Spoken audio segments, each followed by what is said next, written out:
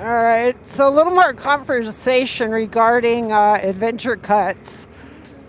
Um, Definitely, if you're solo, you should really question whether it's a good idea or not.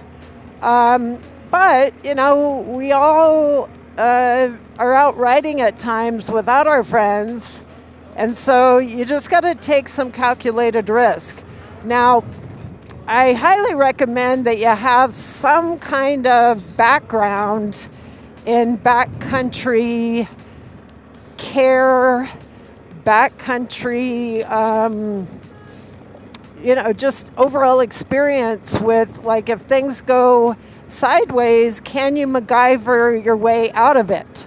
And have some skills and, confidence that you can figure whatever out, right? And get yourself out. Now, I do have decades of backcountry experience. So I'm like, okay, this isn't a crazy road. There's been little sections here and there, but having more skill than you ever need is the other ideal situation. So if the terrain presents itself and it pushes you a little bit beyond just basic easy stuff, you've got the skills to do that and manage it.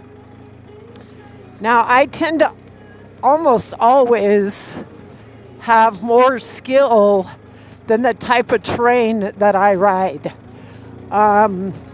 Because I practice, I train, I ride with other people who, challenge me and have more skill and things like that. So those are some other things that I've got going for me in this adventure cut.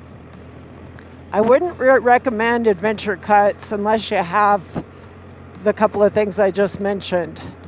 You got to be able to MacGyver your way out of situations, have confidence, and have more skill than what the terrain is requiring.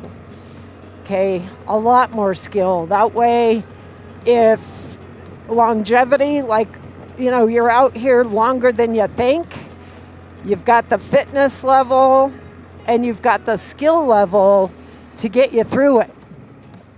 Okay, fitness is another great one, right? You gotta be fit for this stuff. Now, if I'm starting to wear out and it's like, good Lord, I'm only halfway through this, I, of course, can take a break, fuel my body with a snack, be hydrating. But you gotta have the endurance, you gotta have the fitness. And that's what gets most of my students, especially the ones who take the immersion training tours.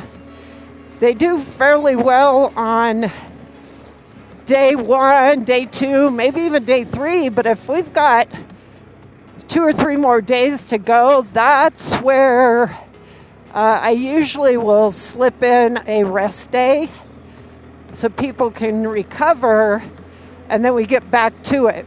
So, but not all routes, not all, sections or whatever,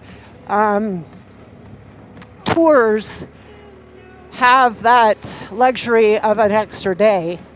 So, again, just more things to consider. Now, what I'm experiencing right now, and I really got to question things right at this point.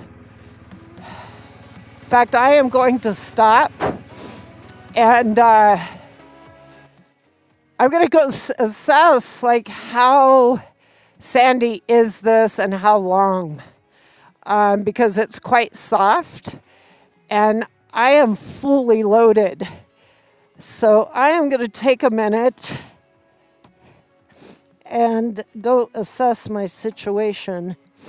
I may end up having to turn back if I'm not willing to, fight this big old beast with 50-50 tires, heavily loaded. We'll see. So, all right.